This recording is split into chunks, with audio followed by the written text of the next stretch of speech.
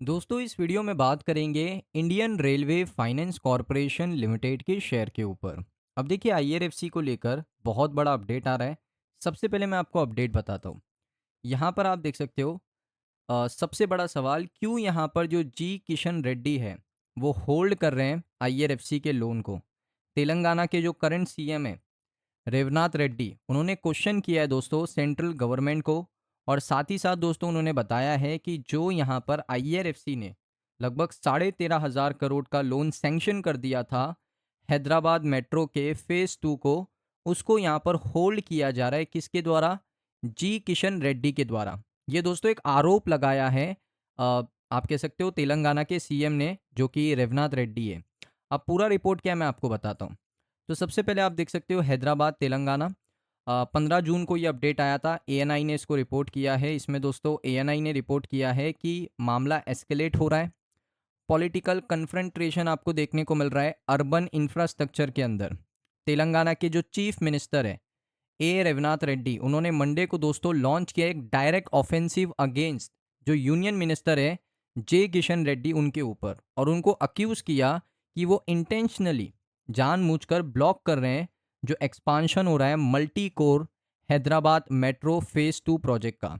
उसके बाद उन्होंने दोस्तों मीडिया के सामने कहा कि जो चीफ मिनिस्टर है उन्होंने सबसे पहले एलिगेशन लगाए यूनियन मिनिस्टर्स के ऊपर कि वो यहाँ पर वेपनाइज कर रहे हैं अपनी पोजीशंस का। और साथ ही साथ हमने यहाँ पर आईआरएफसी से बहुत ही कम कम यहाँ पर क्रिटिकल लो इंटरेस्ट लोन लिया था। वो भी दोस्तों यहाँ पर उन्होंने सारी चीज़ें आप कह सकते हो पब्लिक कर ही दी है, पूरी डील पब्लिक कर दी है। सबसे पहले आप देखिए आईआरएफसी से बहुत कम रेट ऑफ इंटरेस्ट पे उन्होंने यहाँ पर लोन लिया था। उन्होंने कहा कि जो किशन रेड्डी है वो ऑपरेट कर रहे हैं under the political influence of Bharat राष्ट्र समिति बीआरएस के अंदर दोस्तों वो लोग काम कर रहे हैं। वर्किंग प्रेसिडेंट दोस्तों हैं जो केटी रामा राव केटीआर के। उन्होंने कहा कि जो डेलिबरेटली डीले हो रहा है कैपिटल सिटी का डेवलपमेंट, तो यहाँ पर जो सिटी है उसके डेवलपमेंट में डिले आ रहा है और इसका इल्ज़ाम जो यहाँ पर यूनियन मिनिस्टर्स के ऊपर जा रहा है। यूनियन मिनिस्टर्स का नाम है दोस्तों यहाँ पर जी किशन रेड्डी। और ये आरोप दोस्तों तेलंगाना के जो सीएम है उन्होंने लगाया है कि यूनियन मिनिस्टर जो हमने लोन पास करवाया आईआरएफसी से 13,500 करोड़ का, उसको डीले किया जा रहा है, उसको डिसबर्समेंट नहीं करने दे रहे हैं यूनियन मिनिस्टर, यह आरोप लगाए। उसके बाद दोस्तों यहाँ पर रेवनाथ रेड्डी ने यह भी बताया कि स्टेट गवर्नमेंट भी यहाँ पर इसको बहुत ज़्यादा हल्के में ले रही है इस मामले को। और जो ट्रांजैक्शनल फॉर्मेलिटीज़ है वो हमने सारी ख़त्म कर दी है। साथ ही साथ हमने यहाँ पर सारा क्लियरेंस सेंट्रल से भी ले लिया है। उसके बाद दोस्तों किशन रेड्डी यहाँ पर कोई भी रिस्पॉन्सिबिलिटी नहीं ले रहे हैं। हमने सारे ट्रांजैक्शंस को कंप्लीट कर दिया है। हमने लोन भी ले लिया आईआरएफसी से सिर्फ 4% के इंटरेस्ट रेट के साथ। 4% के इंटरेस्ट रेट के साथ आईआरएफसी से इन्होंने लोन भी ले लिया है।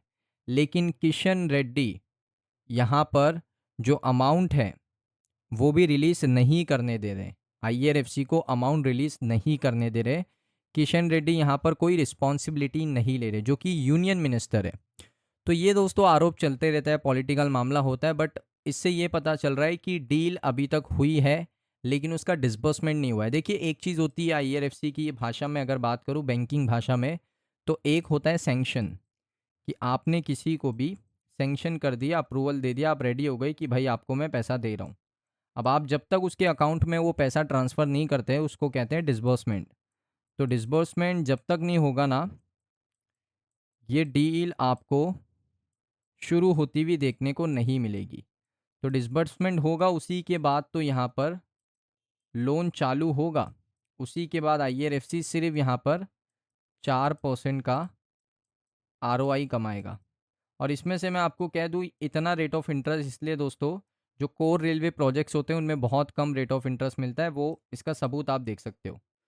तो यहाँ पर सबसे बड़ा सवाल ये है, ये रिपोर्ट से हमें पता चल रहा है कि जो 13,500 करोड़ का लोन यहाँ पर आईआरएफसी ने हैदराबाद के मेट्रो रेल प्रोजेक्ट को दिया था, वो अभी तक डिसबर्समेंट नहीं हुआ। उसके पीछे का यही रीज़न अभी तक सामने आ रहा है, जो कि वहाँ के चीफ मिनिस्टर है, उन्होंने यही चीज़ बताई है कि यहाँ पर यूनियन मिनिस्टर ने क्या किया है, यूनियन मिनिस्टर इसको होल्ड किया है।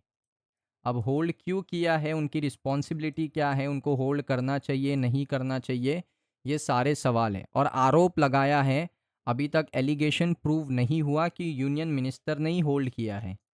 तो आरोप लगाया है चीफ मिनिस्टर ने, जो तेलंगाना के चीफ मिनिस्टर है, उन्होंने आरोप लगाया है यूनियन मिनिस्टर्स के ऊपर। अब दोस्तों इसकी रिस्पॉन्सिबिलिटी कौन लेगा, क्योंकि अ, अगर मेट्रो प्रोजेक्ट शुरू होता है तो इससे पब्लिक को ही डेफिनेटली बेनिफिट मिलेगा। तो ये सारी चीज़ें करना कि उसको होल्ड कर देना, पैसे को जो फंड आ रहा है उसको होल्ड कर देना, लोन को डिसबर्स होने से रोक देना, ये सारी चीज़ें गलत है। जो भी कर रहा है वो चीज़ें गलत कर रहा है, क्योंकि इससे दोस्तों यहाँ पर क्या होगा ना, एक आप कह सकते हो कि फिर हर जगह पे ये सारी चीज़ें आपको शुरू होती हुई देखने को मिलेगी। और ये गलत चीज़ है, इस वजह से जो डेवलपमेंट है इंडिया के अंदर वो डिले होता है, क्योंकि मिनिस्टर्स जो होते हैं वो यहाँ पर कभी कभी ये सारी चीज़ें करते हैं। अब इसमें यूनियन मिनिस्टर्स ने किया है नहीं किया है कोई प्रूव नहीं है, सिर्फ एलिगेशन लगा है। अब इसका काउंटर यहाँ पर यूनियन मिनिस्टर क्या देंगे वो मैं आपको, जब आएगा काउंटर तो मैं आपके साथ शेयर करूँगा। लेकिन जिसने भी पैसा होल्ड किया है, अगर आईआरएफसी को कोई चीज़ें पता है तो आईआरएफसी को क्लेरिफाई करना चाहिए। अगर यूनियन मिनिस्टर्स ने नहीं किया है तो उनको आगे आके पब्लिक डोमेन के ऊपर ये बात करनी चाहिए, मीडिया के साथ में ये बात करनी चाहिए। अगर दोस्तों यहाँ पर आप कह सकते हो सेंट्रल के पास कुछ इन्फॉर्मेशन है तो सेंट्रल गवर्नमेंट को आगे आके इस चीज़ को क्लैरिफाई करना चाहिए। तो इसको डीले नहीं करना चाहिए, बस मेरा ये कहने का मतलब है कि ये जो प्रोजेक्ट है इसको डीले नहीं करना चाहिए। अब दोस्तों डिसबर्समेंट में इसी तरीके से प्रॉब्लम होती है, और आप देख सकते हो कि आईआरएफसी ने फाइनेंशियल ईयर 26 के अंदर 72,949 करोड़ का सैंक्शन किया था, अप्रूवल दिया था, लेकिन उसमें से सिर्फ 35,000 करोड़ ही आईआरएफसी डिसबर्समेंट कर पाया। बाकी के दोस्तों जो 40,000 करोड़ है वो यहाँ पर आईआरएफसी डिसबर्समेंट नहीं कर पाया। तो यही सारे रीजंस होते हैं जिस वजह से डिसबर्समेंट बहुत डिले होता है। उसके बाद अगर मैं थोड़ा टेक्निकली बात करूँ तो टेक्निकली अगर आप देखोगे कि रेंज के अंदर काम कर रहा है, रेंज का ब्रेकआउट आएगा तब जाके यहाँ पर कुछ रिकवरी आपको देखने को मिल सकती है। बहुत सारे कमेंट्स आ रहे थे, लोगों ने स्पेशली इस लेवल पे बाई किया है 145 145। ये लेवल अगर आप देखोगे ना, ये लेवल यहाँ पर है, ऑलमोस्ट यहाँ पर है। तो ये लेवल पे लोगों ने हाई पे बाई किया है इस पे। अब मुझे लगता है कि यहाँ पर जब तक इस रेंज को नहीं ब्रेक करता ना, 108 की जो रेंज है, यहाँ से एक रेजिस्टेंस है, इसको अगर ब्रेक करता है तो यहाँ से आपको शेयर में एक मूवमेंट देखने को मिल सकता है यहाँ तक। कौन सा लेवल है, ये वाले लेवल तक, लगभग 168 रुपये तक। उससे जब तक ये रेंज के अंदर ही काम कर रहा है तो ये इसी तरीके से काम करेगा, नीचे जाएगा फिर ऊपर आएगा फिर नीचे जाएगा। रेंज का ब्रेकआउट होना चाहिए तब जाके शेयर में एक रिकवरी आपको देखने को मिल सकती है। तो दोस्तों ये वीडियो कैसा लगा कमेंट सेक्शन में बताइए। अगर आपको वीडियो अच्छा लगा वीडियो को लाइक करें, चैनल पे अगर आप पहली बार आए हो सब्सक्राइब कर लो। मिलता हूँ नेक्स्ट वीडियो में।